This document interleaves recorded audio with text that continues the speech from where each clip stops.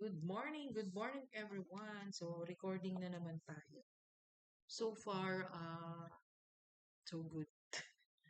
Still waiting I'm thinking of the best way, you know, best way or best ways to make it happen. to, to make it happen. Ganun. Pinag-aaralan pa at ikakaganda. Inom ako ulit ng buko juice. Kanina pa ako umiinom. Hindi ko alam kung 1 liter to eh. So, medyo, siguro maubos ko to mga maghapon or mga until 1 o'clock.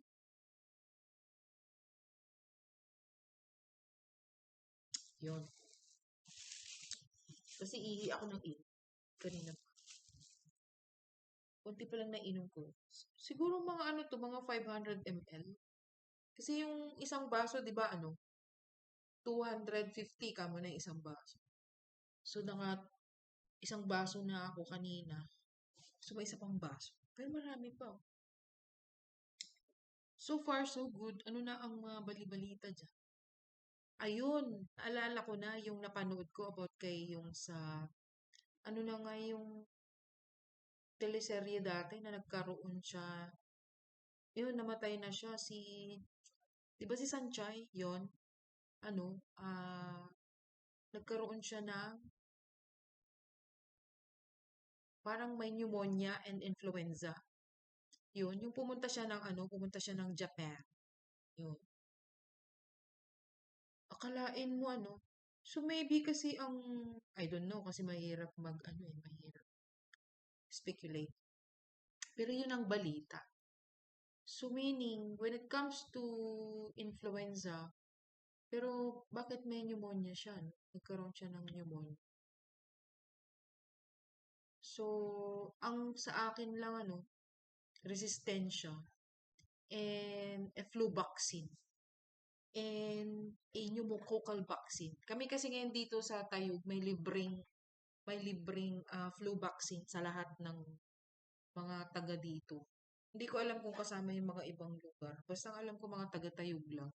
Merong libreng flu vaccine and pneumococcal vaccine. So, para sa pneumonia. Nagpa-vaccine na rin ako. That is for ilang years ko yung sinabi sa akin. Kalimutan ko na yung vocal nila. 5 years ba? Or di ko lang. Kasi ang flu vaccine, it's only 6 months. Takes for 6 months. Yun ang sinasabi. Basta alam ko 6 months lang yung flu vac. So, kailan ako nagpa-vaccine? Nung that was January. O January ata o December.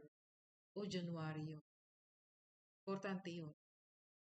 So, napakahalaga ngayon ng face mask, Kasi kung magtutur ka sa ibang lugar at hindi mo alam yung katabi mo or kung saan ka mapunta, may pneumonia. Nakakahawa kasi ang pneumonia at saka influenza. Nakakahawa. Basta ang alam ko nakakahawa. Di ba? Ayokong mag-confirm. Kasi basta ang alam ko, ang influenza nakakahawa. Alin doon ang nakakahawa? Yung kanyang lagnat. Nakakahawa yung lagnat niya sa influenza. So, kailangan natin magpa-flu vaccine. Kasi iba ang feeling ng mayroong influenza, parang rin, yung may body malay, masakit ang katawan mo, masakit ang mga buto-buto mo, ganun. Na-try ko na eh. Na-try ko na magka-influenza. Pero hindi naman ako sobrang sobra. Halos nadaanan ko na. Nadaanan ko na. Lalo na nung nagpa-vaccine kami ng, merong vaccine noon sa ibang bansa. Grabe, ang sakit sa katawan. Pero ayoko sabihin. Yun, masakit ang effect kasi sa akin ng vaccine, grabe yung tama, as in yung mararamdaman mo, yung nararamdaman ng nagkaroon ng, for example, nagkaroon ng influenza, kaya nga minsan, ayoko magpa-flu vac. Pero ngayon dito sa Pilipinas, nagpa-flu vac ako, wala akong naramdaman, hindi ako nilagnat, hindi sumakit yung katawan ko. So meaning, iba yung effect dito. Hindi ko alam kung bakit gano'n ang effect doon sa ibang bansa, sa bakuna ko doon. Kasi nga, iniiwasan ko magpabakuna doon ng flu vac kasi sumasakit ang katawan ko, nilalagnat ako ng ilang araw. Parang mga 1 week ata masakit ang katawan ko tapos lalagnatin ka. Ganun din yung isa. Pero yung pneumococcal vaccine dati, that is, oo, 5 years yun. 5 years yung pneumococcal dati nagpa-vaccine ako. Pero ngayon dito naman sa ano na, dito sa dito sa Pangasinan, dito sa Tayo, libre. So, to take the advantage to have that flu vaccine. And even when I was in college, lalo na sa mga fast food na nag-o-offer ng mga vaccine, dumadaan ako doon. Lalo yung mga drops, yan, dumadaan ako doon. Kasi sayang yung mga vaccine nun. I'm still studying nursing pa nun eh. Kasi, sino ba yung nag-ano sa akin, no? Hindi ko alam. It's just, parang sabi lang ng instinct ko, daan ka dyan, libre naman. Ganon, libre naman yung bakuna. So, dumadaan ako. And then, I'll ask them kung pwede ako dun sa vaccine. Ganon. Tapos yung mga patak-patak, di ba may mga patak-patak na libre sa mga, dati nun sa Manila, yun sa Quezon Ave, yung isang fast food doon, nag-offer sila ng libreng bakuna. Tapos may bakuna naman doon saan ako nag-work dati. Di pa ako nag-nurse noon. So, no, nag-work ako noon sa Robinson as cashier. So, may nadaanan akong na health center. Duman ako doon. Ano ako eh, uh, being curious and being, parang gusto ko kunin lahat yung mga bakunang pangpalakas ng katawan. Pero sakitin ako. Ano ba yan? So, dumaan ako doon. So, I was only 23 or 24. Mga 24 ata ako. Nag-work ako as cashier sa Robinson's Galleria. Nag-cashier ako doon. Tapos, tuwing dadaan ako sa isang health center kasi yung boarding house ko sa Pasig, sa may Rosario, sa lagpas ng Rosario, sa baba. Sa may baba kami. Di ba may baba, may taas. Tapos, nadaanan ko yung health center. Nag, nagpapa-BP ako tapos nagtatanong ako kung anong pwedeng bakuna sa akin. Yan. Nagpabakuna ako. Basta kung ano yung available. Ganun ako ka health conscious noon as in. Tapos syempre kasi pag nasa Robinsons ka, shout out sa mga taga Robinsons. Maganda maganda doon kasi alam mo yung sa mga lahat ng gamit na andun, yung pinakamaliit at saka pinakamalaking gamit na andun siya nung unang panahon, that was way back to 1998 ata yun. That was 1998. Yung pag maghahanap ka ng bagay na maliit, like for example, I don't know kung sinulit o botones, yung mga ganun. Hindi ko alam. Ganun yan. Ganun. Yung, meron sila, kompleto sila. Pero, yung pagpasok mo kasi sa loob noong unang panahon pa, medyo dark, dark kasi doon sa loob yun sa Robinsons. Pero maganda, maraming pupunta.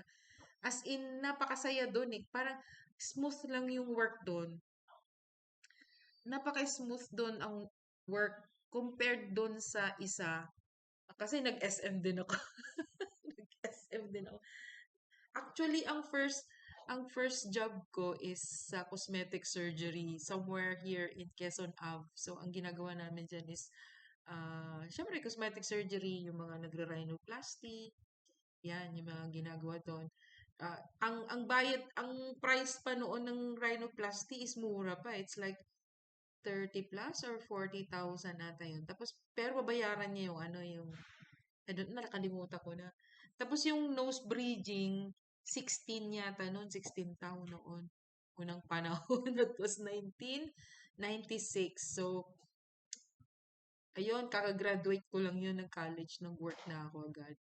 After that, nag-SM Las Piñas ako. Yun, sa SM Las Piñas, napaka-sexy ng suot mo doon, yung palda mo hanggang dito. Sa taas ng tuhod talaga yung palda. Tapos yung naka-white ka, syempre hindi ka pa naman regular.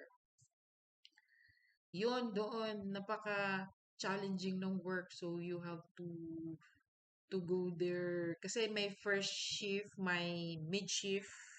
Meron silang, ano tawag doon? Yung first shift mo, kailangan mo ka na ng Ay, nakalimutan ko na. Basta ikaw yung opening. May opening and closing pala. Yung opening. Ganon din sa Robinsons, may opening and closing ka. Pero to compare both, kasi nauna ako sa SM and then second is yung sa Robinsons. To compare both, is smooth, mas smooth doon sa Robinsons. Sa SM, talagang as in yung, alam mo yung you need to, kailangan mabilis yung isip mo, kailangan Though ganun din naman sa Robinsons na kailangan mabilis din yung isip mo. Pero yung work kasi doon sa Robinsons is smooth. Yung, I mean, hindi, hindi yung, yung mabilisan, ganyan. Parang mas smooth yung work ko doon kaysa doon sa SM dati. Well, shout out SM. Thanks so much din. Siyempre, I worked there for how many months only? It's like 4.5 months lang sila doon. Sa Robinsons naman, I worked there parang mga 5 months lang or 6 months din. And then after ng Robinsons Galleria, na-renew ako, napunta ako ng Robinsons Metropolis. I don't know kung meron pa doon ngayon. Sa ano naman ako na-assign sa groceries. Grabe, iba doon sa groceries kasi nakatayo ka eh. Nakatayo ka and nakalimutan ko kung uupo ka dun eh. Minsan kasi pag cashier ka, no, short ka. Ang mangyayari kasi nun, yung malilimutan mong mag-sign, yung kasama mo kasi, di ba susunod ka, merong sign in and sign out kasi yon sa kaha. So, mangyayari, pag nakalimutan mong mag-sign out doon sa kaha mo, no, yung yung kita mo doon na for example 2,000, 4,000, mapupunta doon sa kasama mo. Ang mangyayari pag lumabas na yung lahat ng total na cash mo, magshort ka na. Oh, may incentives kasi noon sa sa Robinsons. Hinahabol ko 'yun, sayang 'yun. Pag wala kang short na below like that, mga below 6 pesos ata or kalimutan ko na. Meron kang 600 pesos, 'yun ang hinahabol ko. As in yung ang ganda ng work ko doon, nag-enjoy ako doon. Nag-enjoy din naman ako sa SM, though medyo mas strict kasi ang SM kaysa Robinson. Sorry, sinasabi ko lang. Pero I enjoyed both of the two sa experience ko. So, mabalik tayo doon sa incentive. So, yung pag-cash out mo, tapos hindi mo yun na sign out yung, di ba may password kasi doon. May password kasi yun bago ka mag-sign in. So, nung pag-cash out kong ganon, sabi na, "Hala, short ka. Magkano, ma'am?" Hala, di syempre, kinabahan ako. 2,000. Sandali lang. Tapos, chinek nila lahat. Check, check, check, check, check. Ay, napunta yung cash mo kay ganito. Sabi nga, napunta yung cash mo. Hindi ko alam kung nabigay pa rin yung incentives ko eh. Kasi, basta kailangan, wala ka kasing short. Ganon. Yun yung naalala ko nun. Napaka-simple. Tapos, nag-enjoy talaga ako dyan sa Robinsons. Though nag-enjoy din naman ako doon sa SM. Pero short lang kasi doon sa SM eh. Parang it's like 4.5 months. And then may makukuha ka at the end na anong tawag doon? Basta may makukuha ka na parang parang separation pay. Hindi ko na alam kung anong tawag doon, nakalimutan ko na. Sa Robinsons naman ganun din. Ang maganda kasi sa Robinsons noon, once na natapos ka doon, no? Once na natapos ka doon, tapos pagka nagustuhan ka, pwede kang mag-renew, pwede ka nilang i-reassign to other area, to other branch. Ganon doon. Yun ang gusto ko doon sa Robinsons. Unlike doon sa SM, hindi ka na pwedeng bumalik sa SM noon.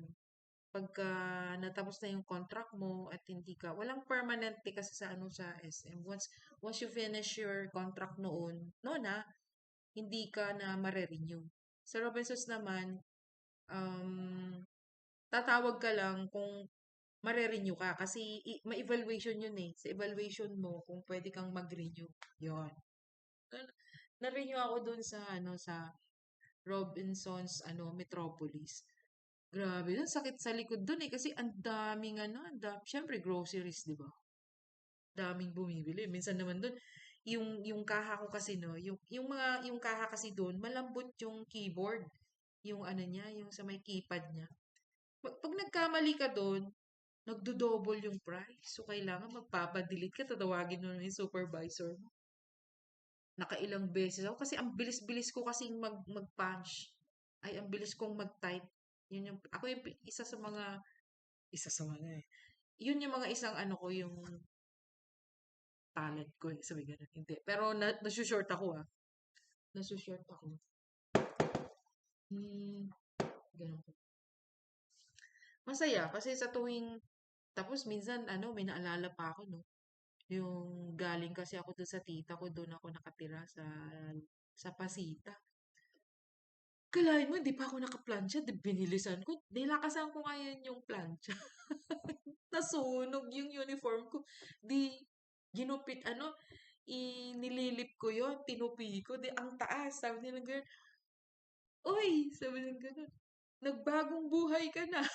Yung sinasabi nila parang, di ba yung suit kasi namin, parang, ang haba kasi, below the knee. Below the knee kasi yung uniform nun. Ang uniform namin nun is yung Old Rose. Ang sexing tignan. Old Rose kasi yung uniform dun sa Robinsons. Nasunog yun. Sabi nila, uy, hindi ka na conservative yan ah. Kasi isa ako sa mga pinaka-conservative cashier. Isa ako sa mga pinaka-conservative cashier doon. So, ang taas ng uniform ko. So, above the knee. Parang ayaw naman nila.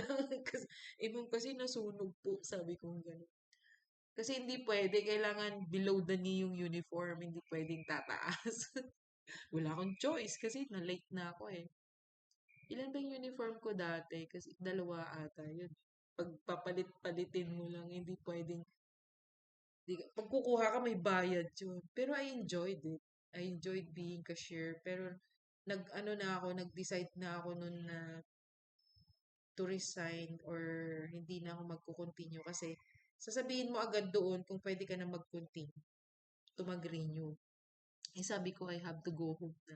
Kailangan ko nang i-pursue yung pagiging nurse ko nun. So, sabi ko, parang hindi na rin ako, ano, parang, kasi pag sa kaha ka lang kasi, kaha lang, wala. Your mind is only kaha, pera, punch, punch, kaha, pera, punch, punch, kaha, pera, and then you have to ano ka dun sa treasury, ibibigay mo na yung lahat ng pinagbentahan. Ganun na lang lagi. Parang sabi ko, parang wala akong nararating, sabi ko. So, naisip ko rin, sabi ko, I have to continue. I have to pursue my nursing power. Sabi ko, gumanon ako. So, I pursue my nursing. Ayun. So, nangyari. O, di natapos na. Hanggang ganun lang. Pero masaya sa Manila dati kasi doon ako natuto. Alam mo yung everyday nagko-commute ka. Meron pa yung di anong oras ka uwi pagka closing ka, 'di ba? Ang uwi is 10 o'clock. Uwi ka ng 10 o'clock tapos 9:45 you should be preparing your cash. So nagbibilang ka na. So ang ano kasi niyan, may segregation kasi diyan. Segregation ng 25 cents, segregation ng piso, dos, 5. Ay, hindi, may dos pa ba noon? Nakalimutan ko na kung may dos pa noon. May 5 pesos, 20 pesos. Lahat yan, isi-segregate mo lahat yun. Ililista mo lahat yun sa isang papel. Tsaka mo yun i, ibibigay dun sa treasury office. Ngayon, bibilangin yun. Tag-isa yun. Tapos titingnan yung cash mo. Titingnan yung lahat ng napagbentahan mo. Ngayon, pag nakita yung may short ka, yun na. Pag nakita may short ka, kinakabahan ka na. Pero pag sinabi, uy, wala kang short, may incentive ka ngayong buwan, ganon. Kasi sa isang buwan yun. Kailangan sa isang buwan, wala kang short. Yan ang nangyayari. So, kailangan, maingat ka. Kaya nga, pagka-share, mas maganda yung mas mabagal. Wala kang short. Eh, ako kasi noon, grabe. Kasi ayoko nung, ang haba-haba ng pila ko, ano. Ay, ayoko nung ganun, yung ang haba ng pila, kailangan, gusto ko na matapos, kaya ang bilis ko. Sige. Tapos, nung nalaman nung ibang nakapila doon sa ibang cashier, ay doon tayo, mas mabilis yung cashier doon. Hala, pinilahan ako na mas lalo namang mahaba. Binibilis ako na naman. Hindi ko na maisip na syempre may incentives. Kasi pag mabilis ka talaga, may posibilidad kasi na na short ka. Kasi uso pa nun yung mga gift certificate kasi marami kang ipapunch. Ipapunch mo kasi yun isa-isa. Isa-isa, kunyari kung 200 yun o 100 yung worth ng gift certificate. Tapos meron pang magbabayad ng credit card, magbabayad pa ng ATM. Ay, hassle, ang haba. Ang dami mong 'di ba magsuswipe ka pang ganun, magpapapirma ka pa, i-confirm mo pa yung card ng customer. Noon kasi kino-confirm pa namin yung card. Pupunta kami dun sa may area na ipapa-confirm. Tapos titingnan yung, tapos magpapipirma, ganyan, papapirmahan mo pa yung sa customer. Ganun noon, hindi kagaya ngayon na, ngayon, ID, noon may ID din, may ID. Pero noon, ipapa-confirm mo talaga dun sa customer service na, sandali lang mama, halika po, papa-confirm muna natin dun, ganyan, ganyan, ganyan. Ganon. Alala ko pa. Tapos di sa kabilisan mo, nagkamali ka, oh, ano ka naman, tatawag ka na naman na magdi-delete. Siyempre, aantayin mo pa yun. Tapos pag naubusan ka ng barya, tatawag ka na naman, no? Tapos bilangin mo. Tapos minsan, pupunta yung mga kumukuha ng pera kasi may mga nangunguha na ng pera, for example, maghapon. O, pwede ka bang mag-cash out na ng ganito? Ayan, bibigay mo yung mga 5,000, nabibigay mo na. So, kailangan siguraduhin mong na-deduct mo dun yung 5,000, ganon. O kaya magpapapalit ka, 5,000, nailalagay mo yun doon, ganon. Pipirma ka. Kalimutan ko na yung iba. Ayan. Dahil uminom ako ng coconut, ayan, tinatawag na ako ng CR. Gusto kasi ihi ako ng ihi. Medyo iba yung nararamdaman ng kidney ko. Masyado nang maalat yung mga kinakain ko. Yun. Yun yung mga experience ko sa Manila. Kasi I graduated at Quezon City. Yan, naalala ko yan nung college ako. So sabi ko, nung natapos ako, syempre, hindi naman ako nakapag-nurse agad. Nag-cashier talaga ako. Pero ang una kong work na noon, cosmetic surgery. Tapos nung sumunod na, nag-SM Las Piñas ako. Pero nag-apply ako dun sa sa Calamba, Laguna, yung sa may mga bus doon as nurse. Ngayon, in-interview ko yung gwardiya. Sabi na, ma'am, bakit po umalis yung nurse dyan? Ay, nagka-leukemia, sabi kasi. Pero yung may-ari doon, hapon. Hapon yung may-ari doon ang mag-interview doon. Hapon ang mag-interview. Ngayon, di di na-interview ko yung gwardiya, sabi niya, ay, oo, kasi ang trabaho niya dito, 24 hours, ma'am. Ay, ganun ba, sir? Sabi ko, hindi na ako bumalik. Tawag sila ng tawag sa akin. Sakto naman na nag-apply na ako sa SM noon. Natanggap na ako sa SM. I was 25 ata or 24. Nalimutan ko na. Natanggap na ako sa SM. Ay, bakit, mas priority daw, nag-priority daw ako dun sa SM. Ang trabaho ko daw dun sa kanila as a nurse. Sabi ko naman, hindi ko na sinabi yung reason. Basta nalaman ko lang na yung nurse doon, mag-nurse doon, 24 hours. Siyempre, hindi ko kaya yun. Baka magka-leukemia din ako. Sabi ko, nakalimutan ko na ano nga yun. Ah, ano yung mga gumagawa ng bus? Yung gumagawa ng bus doon sa Calamba. Ay, hindi, Santa Rosa. Oh, Santa Rosa pala. Santa Rosa yun. Dami ko rin in-applyan na. Ayun na, may naglalaro na. Okay, so I have to end my recording now. Medyo maingay. That's all my experience in Manila. Itutuloy ko pagka next may part 2. Okay? Thank you for watching. Bye!